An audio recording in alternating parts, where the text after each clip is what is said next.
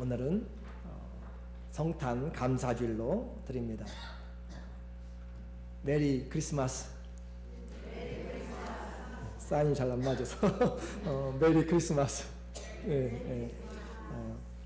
우리 찬양대 너무 감사하고 수고하고 애쓴 것 너무 감사하고, 영국의 국왕 조지 2세가 왕이지만 이 핸델의 메시아를 연주할 때 왕의 왕, 주의 주가 온 나라를 다스린다라고 하는 그 내용들이잖아요. 하나님을 찬양하는 가운데 이 찬양의 자리에서 벌떡 일어남으로써 모든 사람들이 함께 하나님을 앉아서 맞이할 수 없고 들을 수 없어서 함께 일어서서 왕의 왕, 만주의 주, 전능하신 주님을 찬양하는 것을 우리가 함께 들을 수 있어서 너무 감사했습니다. 우리 하나님께 또 우리 찬양대에 감사의 박수 한번 돌려주면 좋겠어요. 예수 그리스도는 이스라엘의 역사라고 그렇게 이야기했어요. 이스라엘의 역사뿐만 아니라 온 인류의 역사라 그렇게 이야기했습니다. 왜냐하면 예수님의 오심은 그냥 단순한 요셉의 가정의 한 사람으로 나타난 것이 아니라 하나님이 예정하시고 보내신 그 사람이기 때문에 그렇습니다. 누가복음 3장 23절에 보면 예수께서 가르침을 시작하실 때 30세쯤 되니라. 사람들의 아는 바로는 요셉의 아들이니 요셉의 이상은 헬리오. 그렇게 시작하는 족보가 어디까지 이어지냐면 38절에 그 위에는 에노스요, 그 위에는 셋이요, 그 위에는 아담이요, 그 위는 하나님이시니라. 그렇게 해서 예수님의 오심은 하나님께서 준비하신 오시는 길이다라고 그렇게 했습니다. 이스라엘의 역사의 결론이고 인류의 목적이 바로 예수 그리스도를 맞이하는 것이라고 우리에게 말씀했어요. 이 말씀만 분명히 들어도 내 인생이 무엇을 위해 살아가야 될지 우리는 분명히 알게 됩니다. 하나님이 준비한 분, 하나님이 준비한 역사, 우리는 예수 그리스도를 봐야 된다는 것이죠. 그 주님께서 성경대로 우리에게 오셨고 우리와 함께 하신 하나님이 되셨습니다. 이 사건은 어느 한쪽에서 일어났지만은 베들레헴에서 일어났지만 그러나 온 우주가 찬양하는 천군과 천사들이 찬양하는 가운데 되어졌습니다. 그리고 주님이 왜 그렇게 하늘의 모든 존재들 천군과 천사들이 찬양하도록 그렇게 하셨는가? 왜 이것이 인류에게 미치는 가장 좋은 기쁨의 굿뉴스가 되었는가? 그것은 바로 그 예수님께서 우리를 구원하실 자이시기 때문에 그렇습니다. 마태복음 1장 21절에 한번 읽어볼까요? 아들을 낳으리니 이름을 예수라 하라. 이는 자기 백성을 저희 죄에서 구원할 자이심이라 하니라. 예수라, 그 이름은 자기 백성을 저희 죄에서 구원자, Savior, 죄에서 구원할 자라. 그래서 온 인류에게 기쁨의 좋은 소식이 되죠.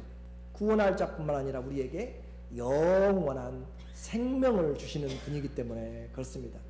요한복음 3장 16절에 하나님이 세상을 이처럼 사랑하사 독생자를 주셨으니 이런 저를 믿는 자마다 멸망치 않고 영생을 얻게 하려 하심이라. 영원한 삶, Eternal Life라고 했죠.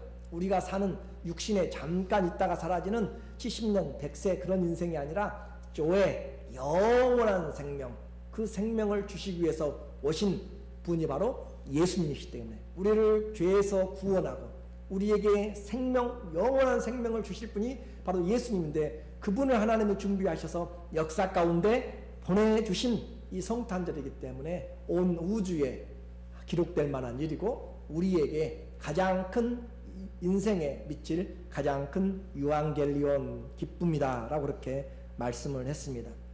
이렇게 이제 주님이 오셨어요. 하나님이 준비하신 구세주가 오셨습니다.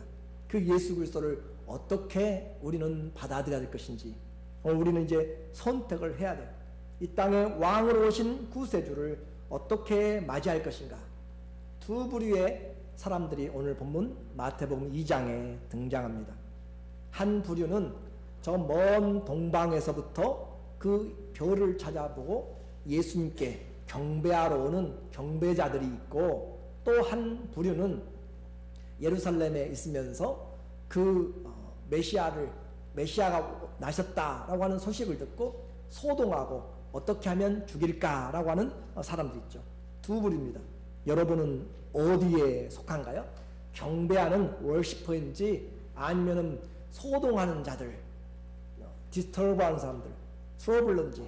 하나님 앞에 우리는 이 왕이 오셨는데 여러분은 경배자로 설 것인지 아니면은 인생에 소동하는 자로 예수님과 상관이 없는 자로 살 것인지 오늘 본문에서 분명히 우리는 선택을 해야 됩니다. 먼저 경배하는 자의 모습을 보니까 구세주의 오심은 우연이 아니라고 했어요. 주님이 오신 것은 말씀을 따라 오셨다고 했습니다. 예언을 따라 오셨어요. 세상은 하늘의 비밀을 알기를 원합니다. 그래서 그런 비밀을 천기누설이다라고 하면서 알려주는 사람이 있고 돈을 받는 사람들이 있어요. 그런데 진짜 천기누설은 없습니다. 왜냐하면 하나님은 이 일들을 행하시기 전에 반드시 하나님의 일들을 알려주고 일을 행하시기 때문에 그래요. 하나님은 말씀을 먼저 보내시고 그를 행하시고 가르쳐준단 말이죠. 말씀을 가르쳐서 알게 하시고 행하신다. 아모스 3장 7절에 한번 보면 주 여호와께서는 자기의 비밀을 그 종 선지자들에게 보이지 아니하시고는 결단코 행하심이 없느니라. 왜 그렇게 가르쳐 주면서 이야기를 해요? 하나님은 우리를 심판하려고 하는, 저지하려고 하는 것이 문제가 아니라 주님 우리를 구원하려고 하기 때문에, 그래서 주님은 우리에게 하늘의 비밀을 알려주셔서 귀가 있는 자는 들을지어다, 마음 있는 자는 찾을지어다 라고 이야기하면서 그렇게 주님 우리에게 구원을 주시기를 원하신다는 거죠. 그러므로 하나님은 하나님의 일들을 주의 종들에게 알려주시고 그 알려주신 내용은 전부 다 성경에 기록이 되어서 누구든지 하나님의 일을 알기를 원하는 사람들은 성경을 보면 내가 어디서 와서 어디로 가는지, 인류는 어떻게 시작해서 어디로 끝나는지, 왜 사람은 죽는지, 영원한 세계는 무엇인지 우리에게 분명하게 가르쳐주는 영생의 지혜가, 이 세상의 지혜가 아니라 하늘의 지혜가 이미 우리에게 이 성경을 통해서 왔습니다. 왜 그랬어요? 심판이 아니라 우리에게 구원을 주시려고 주님은 준비하셨기 때문에, 구원의 목적이기 때문에 그렇습니다.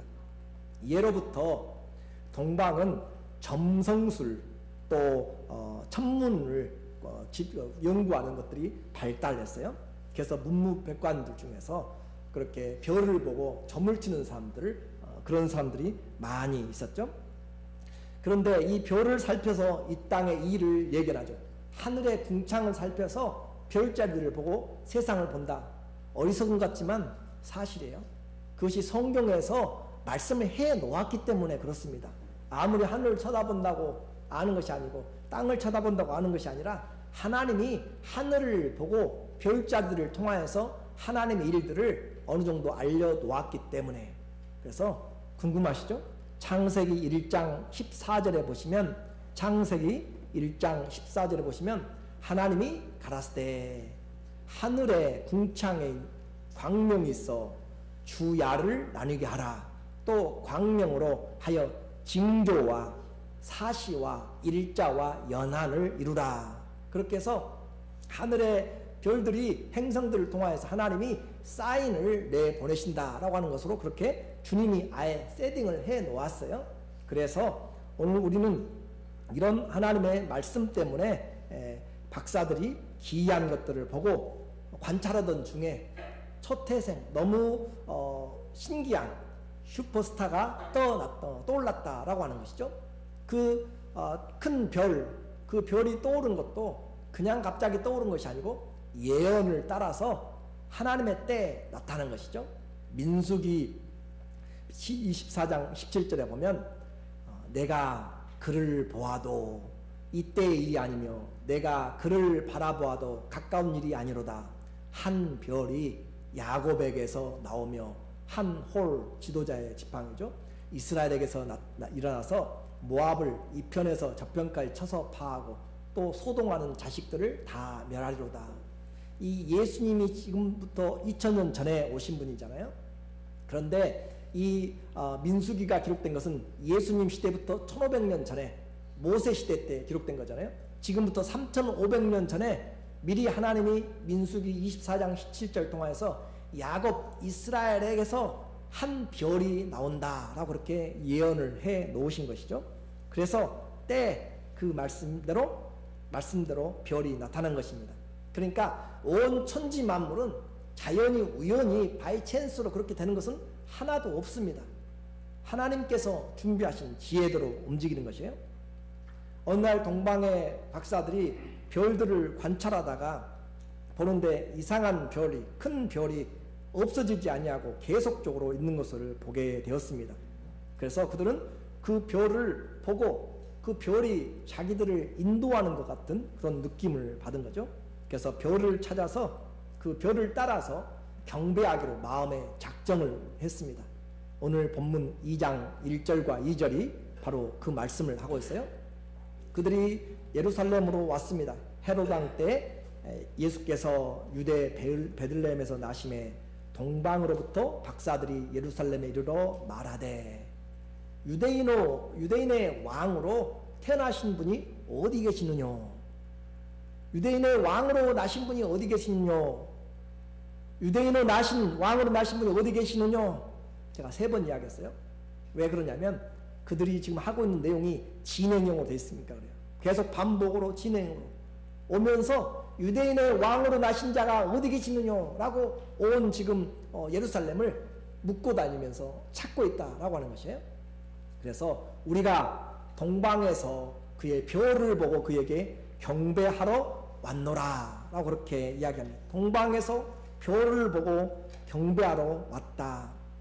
이들은 별을 관찰하고 또 그 별을 아는 것으로 끝나지 않고 아예 경배하기로 마음을 먹었습니다. 그들은 길을 떠나면서부터 분명한 목적을 가졌어요. 어떻게 생긴 별인가? 그것이 문제가 아니고 그분에게 경배하기로 마음을 먹고 왔습니다. 예루살렘까지 온 사람들은 동방에서 왔다. 나라를 기록하지 않습니다. 이스라엘의 동방은 보통적으로 이야기하는 것이 페르시아, 지금 이란을 이야기하고 있고 그보다 더 동방이라면 인도 또 아시아에까지 중국까지 이어질 수가 있는데 보통 당시의 동방은 페르시아, 이란을 지금 이야기하고 있습니다. 그것부터 이 예루살렘까지 오려면은 그들은 적어도 4개월 정도, 5개월 정도는 좋게 걸리는 거리입니다. 그 거리를 그들이 지금 왔다라고 하는 거죠. 인도에서부터 왔다면 1년은 아마 걸릴 것이에요. 국경을 넘고 생명의 위기를 무릅쓰고 박사들이 별을 보고 예루살렘에 왔습니다. 그리고 오면서 지속적으로 묻고 있는 것이에요. 왕으로 나신 이가 어디가 있느냐? 누가 들으면 미친 행동이잖아요. 왕이 지금 다스리고 있는데, 그렇잖아요. 왕이 다스리고 있는데, 헤롯이 다스리고 있는데 그곳에 와가지고 왕이 어디서 나셨냐 물어보면 이런 반역이고 모반이잖아요. 리벨리언이잖아요. 그렇기 때문에 이와 같은 것은 목숨을 바치는 거지만 별을 관찰하는 이 박사들에게는 천명과 같습니다. 하늘이 준 사명과 같다라고 하는 거죠. 자기들 나라의 왕이 지금 태어난 것이 아니에요. 그런데 너무나 큰, 너무나 분명한 별이 떠올라서 관찰했기 때문에 모든 일을 다 뒤로 놓고 모든 일을 다 놔두고 이 왕을 경배하러 지금 찾아 나선 것입니다. 그들을 인도한 것은 바로 별이었습니다. 오늘 우리에게 신앙의 원리를 설명해 주고 있어요. 동방의 박사들은 하나님의 말씀을 아는 것이 그렇게 쉽지 않습니다. 그렇죠? 이방 땅에서 하나님을 안다는 것은 쉽지 않은 것이에요. 그런데 그들에게 별이 나타났고 그들은 별을 보고 나타난 것은 특이한 현상입니다. 그리고 그것을 관심 있는 사람들이 알 수가 있었죠. 그리고 아는 것으로 끝나지 않고 찾아 나선 열정이 있다고 했습니다. 예언된 별. 그런데 그들이 그걸 따라오다가 예루살렘에 가까이 와가지고는 그것을 놓쳐버린 것 같아요. 왜냐하면 이제 유대인의 왕으로 나셨다라고 하는 그 위치를 보면서 그들은 당연히 왕이 태어나면 어디서 태어나겠어요? 왕자가 태어나면 그 나라 궁궐에서 태어나겠잖아요. 그러니까 그 별보다는 그 궁전으로 먼저 가는 것 같습니다. 그래서 또는 너무 낮이기 때문에 놓칠 수도 있고, 아무튼 그들의 관심이 지금 별보다는 그들의 사람의 지식과 지혜에 의존하여서 헤롯의 궁으로 찾아가게 된 것이죠. 그렇게 해서 그들은 잊어버렸습니다. 이 말은 곧 진리를 발견하고 주님을 찾는 것은 정말 기적 같은 일이에요. 기적을 통하여서 주님 앞에 나온 사람들 정말 힘든 일이죠. 그런데 그것으로 주님을 잘 만나기가 쉽지 않다라고 하는 것입니다.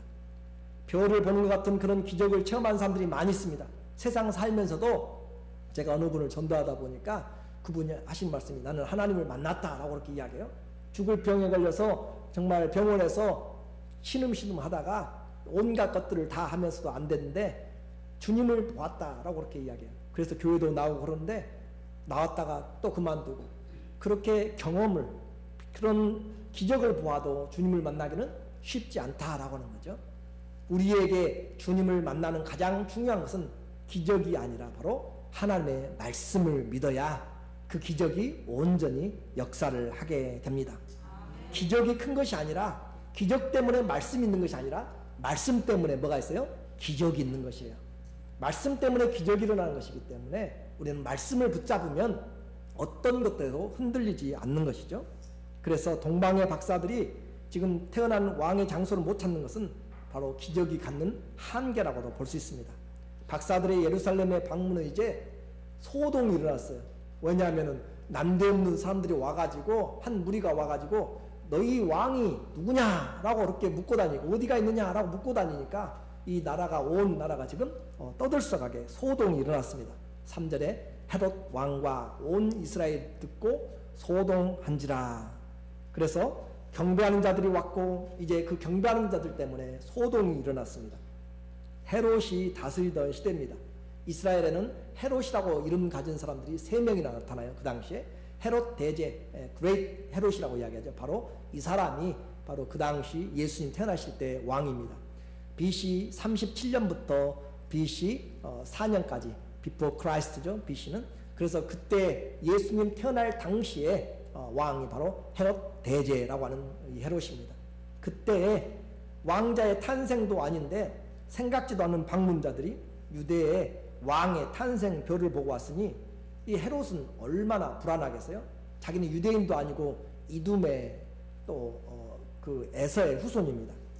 로마에 돈을 주고 지금 왕으로 앉아 있는데 유대인은 왕이 났다라고 하니까 완전히 좌불안석이 되는 거죠. 대신들과 모든 백성들은 이 뜻밖의 소식을 들었습니다. 말이 소동이라고 있지 원래 의미 타라케라고 하는 이 헬라어 단어는 공포입니다. 테러입니다. 그리고 아주 당황하게 되는 그런 내용을 지금 우리에게 말해주고 있어요. 그래서 그와 같이 당황할 수밖에 없었죠. 공포스러움이었습니다. 하늘이 준비한 왕이 났는데 당황하고 공포스럽다. 뭔가 좀 이상하죠? 그것이 바로 죄에 빠진 인생의 모습입니다. 하나님이 가장 좋은 선물을 주려고 준비했는데 인생은 그것을 거절하고 있는 모습이란 말이죠.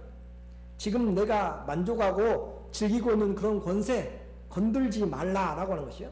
내가 가지고 있는 내가 가지고 있는 그런 기득권들을 누구도 나를 건들면 안 된다. 하늘의 왕이라도 내가 지금 왕이기 때문에 내 자리 뺏으면 안 된다. 그렇게 지금 나오는 것이에요. 그래서 예수님께서 창조주가 자기 땅에 지금 오셨어요. 오셨는데 자기 백성이 자기를 영접하지 않습니다. 여러분이 개를 키우면서 가장 기쁨이 뭐예요? 가면은 개가 아무튼 반겨 맞이하잖아요. 근데 자기 집에 갔는데 자기 식구나 개나 종들이나 아무도 반기지 않는다. 이건 뭔가 잘못된 거잖아요. 하나님이 자기 백성에게 오셨는데 아무도 그분을 영접하지도 않고 그분을 받아들이지도 않는, 요한복음 1장 9절에 보니까 참 빛, 그 세상에 와서 각 사람에게 비치는 빛이 있었나니 그가 세상에 계셨으며 세상은 그로 말미암아 지은 바 되었다. 그러나 세상이 그를 알지 못하였고 자기 땅에 오매 자기 백성이 영접지 아니하였으나. 이 얼마나 비참한 것이에요. 왕이 자기 나라에 왔는데 영접하잖아요. 그것을 반역이라고 이야기하죠. 왕이 전쟁을 하고 밖에서 전쟁에 승리를 하고 자기 나라에 귀국하는데 성문을 닫아 걸고 환영을 하지 않고 받아들이지 않는다. 그럼 반역이잖아요. 이 땅이 바로 어둠에 있어서 창조주가 자기 백성에게 자기 땅에 왔는데 영접하지 않고 마음을 닫아버렸다. 얼마나 하나님 앞에 반역한 인생인지를 오늘 우리에게 보여주고 있습니다. 아무도 깨닫지도 않고 환영하지도 않는 그들은 안정된 삶을 방해받는 것을 싫어하는 것이에요. 왕이 나셨다니 도대체 누구냐, 어디서 왕이 났느냐라고 그들이 인생의 가장 큰 문제를 이제 가지고 그들이 찾기 시작했어요. 답은 성경에 있었습니다. 마태복음 2장 4절과 5절에 나타나는 얘기죠. 어디서 나겠느냐 물으니까 유대 땅 베들레헴입니다 라고 대답을 하는 것이에요. 그들이 서기관과 대제사장과 학자들이 다 모여서 성경을 뒤지기 시작합니다. 그랬더니 한쪽 구석 미가서에서 이 말씀을 찾았어요. 가로되 유대 베들레헴이 오니 이는 선지자 미가로 이렇게 기록된 바 유대 땅 베들레헴아 너는 유대 고을 중에 가장 작지 아니하노다. 내게서 한 다스리는 자가 나와서 내 백성 이스라엘의 목자가 되리라 했습니다. 메시아가 바로 가장 작은 그런 베들레헴에서 나신다라고 미가는 예수님 오시기 전에 750년 전에 이미 예언을 하고 있습니다. 그리스도는 분명히 오셨습니다. 성경의 예언대로 오신 것이죠. 그러나 그들은 때를 몰랐습니다. 그들은 장소를 생각하지 않았습니다. 왜 그랬어요? 관심이 없으니까요. 관심이 없으니까 오든지 말든지 나와는 상관이 없다라고 하는 것이죠. 지금 혹시 여러분 어떠세요? 다시 예수 그리스도가 오신다고 지금 사인들이 곳곳에서 일어나고 있는데 여러분의 마음은 어떠세요? 나와는 상관이 없죠. 내 직장 다니고 나 먹고 살고 그냥 편안하면 끝나는 것이죠. 세상의 쾌락과 만족하고 자녀들을 키운다고 생각할지 모르지만 그날 주님이 오신 날을 준비하지 못하면 인생의 가장 불쌍한 자가 될 수밖에 없습니다. 그래서 오늘 관심조차 없는 오늘 헤롯의 소동은 일어났지만 전혀 거기에 마음을 두지 않는 자들, 바로 그들이 경배하는 자가 아니라 소동하는 자죠. 예언된 장소에 나타났습니다. 그리고 하나님의 때에 그 말씀이 이루어졌습니다. 예언은 사람이 꾸며낸 것이 아닙니다. 예수님의 탄생뿐만 아니라 예수님의 고난, 어떻게 죽을 것인지도 나타나 있고 예수님이 어떻게 부활할 것인지도 나타나 있고 무덤이 그 악인들과 함께 무덤에 십자가에 죽으시고 그 무덤은 부자와 함께 될 것이다도 이미 다 예언이 되어 있습니다. 승천할 것도 다 예언이 되어 있습니다. 그리고 하나 남은 것이 바로 그분이 다시 오신다라고 하는 것이 남아있는 것이죠. 아직까지 혹시 예수 그리스도를 잘 알지 못하고 믿기를 꺼려하든지 깨닫지 못하거든 성경은 우리에게 역사를 그대로 보여주고 있고 성취된 것을 말씀합니다. 성경에 기록된 대로 왕이 나셨습니다. 이제 여러분은 어떻게 하시겠어요? 헤롯 왕은 속임수를 씁니다. 7절과 8절에 보면 그가 박사들에게 물어봐요. 언제 나셨어? 언제 보았어? 어디서? 이제 그렇게 물어보면서 자세히 별에 대해서 물어봐요. 그리고 나서 이제 당부를 합니다. 가서 찾거든 나에게 알게 하라 라고 그렇게 이야기하는 거죠. 내가 가서 경배하겠다 라고 그렇게 말씀하는 것이에요. 그는 이 이스라엘의 온 역사의 목적이고 인류의 기다림인 메시아가 오셨는데 영접하러 가지를 않습니다. 신기한 일이죠. 이 예루살렘에서부터 베들레헴까지는 먼 거리가 아니라 그냥 10km입니다. 6마일에서 7마일, 6 to 7 miles. 그런데 그 거리를 지금 가지 않아요. 3시간 정도에서 4시간이면 가게 됩니다. 동방의 박사들은 4개월, 5개월 걸려서 왔는데 서너 시간이면은 인류의 가장 중요한 역사의 주인공 왕이 오시는 그 자리를 지금 그는 가려고 생각하지 않습니다. 뿐만 아니라 경배할 생각이 아예 처음부터 없어요. 가서 찾거든 알려주어 경배하게 하라 라고 그렇게 말은 그럴듯하게 하는데, 실제적으로는 그 사람을 정말로 봤으면 죽이려고 하는 마음으로 알려달라라고 하는 거죠.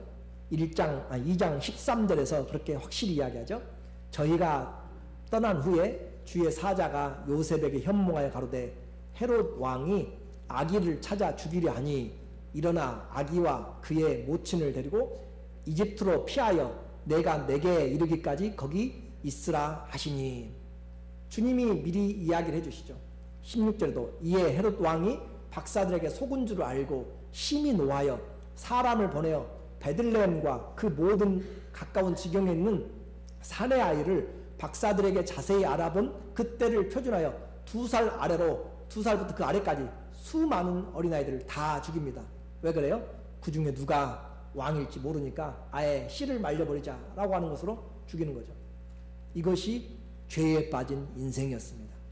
하나님이 준비한 왕이 왔음에도 불구하고 그 왕을 없애려고 하는 우리의 죄성이 바로 오늘 이 시대에도 왕이신 예수 그리스도를 경배하고 예배하기보다는 내 마음에 내가 왕이고 나를 귀찮게 하면 안 되는 것이고 내가 불편하면 안 되는 것이죠. 그 왕도 내가 원할 때만 왕으로 불러줄 수가 있는 것이죠. 헤롯보다 하나님은 한 수 더 위셨습니다. 미리 동방의 박사들을 피신시키고 또 성경의 예언 따라 또 이집트로 보내시는 하나님이시죠. 박사들은 성경의 장소와 예언을 들었습니다. 베들레헴에서 난다라고 하는 정보를 이제 들었어요. 그리고 예루살렘에서 베들레헴으로 길을 떠났습니다. 그리고 얼마 가지 않아서 그들을 그 오랫동안 인도하였던 별, 그들과 함께했던 그 별이 바로 그들 앞에 있는 것을 보았습니다. 그래서 그들은 이렇게 기쁜 일이 있을까라고 하면서 가장 크게 기뻐합니다. 9절과 10절에 보니까 박사들이 왕의 말을 듣고 베들레헴으로 갈새 동방에서 보던 그 별이 문득 앞서서 인도하여 가다가 아기 있는 곳에 위에 머물러 섰는지라.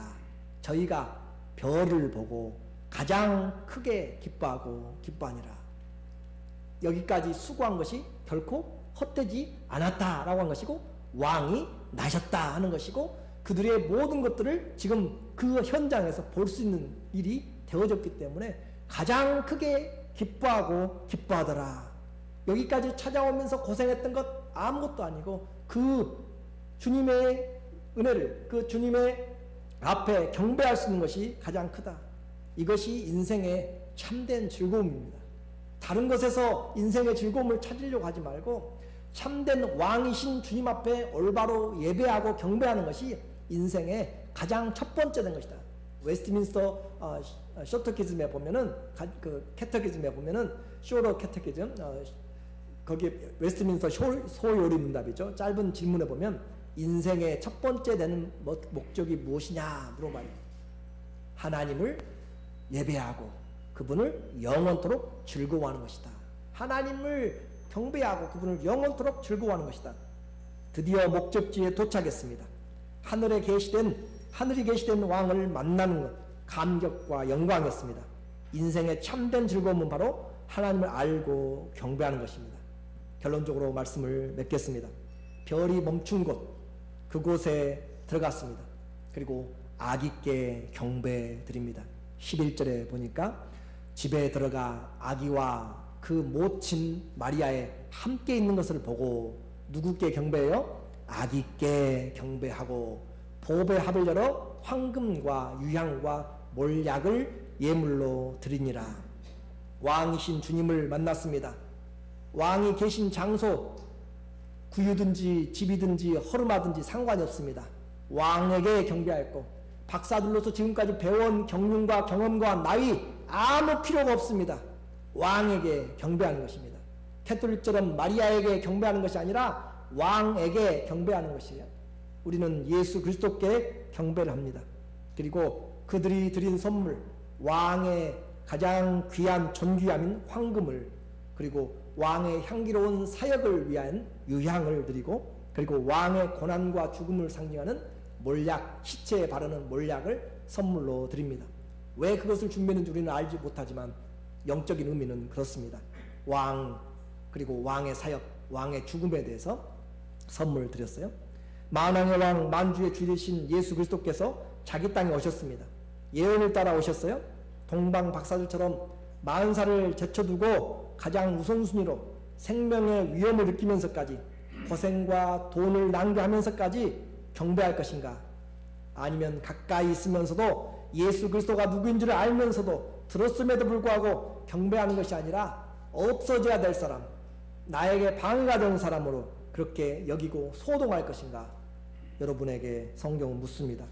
나는 이 왕 대신 예수 그리스도께 경배하기 위해서 이 자리에 지금 앉아 있는지, 아니면 무언가 그 왕이 주시는 뭔가를 얻기 위해서 앉아 있는지, 아니면 세상이 말하는 성탄의 소동에 이 자리에 지금 나와 있는지 주님은 다시 우리 마음에 묻습니다. 기억하십시오. 왕에게 경배하지 않는 자들은 성경의 말씀대로 망하게 됩니다. 왕에게 입 맞추는 자들만 죄사함과 영원한 생명을 얻습니다. 시편 2편 12절에 그 아들에게 예수입니다. 그 아들에게 입 맞추라. 그렇지 아니하면 진노하심으로 너희가 길에서 망하리니 그 진노가 급하심이라. 여호와를 의지하는 자는 다 복이 있으리라. 성탄은 온 세상에 가장 기쁘고 복된 소식입니다. 그리고 그 가장 기쁘고 복된 소식은 바로 예수 그리스도입니다. 예수 그리스도, 그분이 온 세상에 가장 복된 우리의 선물입니다. 오늘 우리 모두가 다 그분을 마음으로부터 왕으로 영접하는 귀한 시간이 되기를 예수님의 이름으로 축원합니다. 아멘. 기도하겠습니다. 하나님 아버지, 왕이신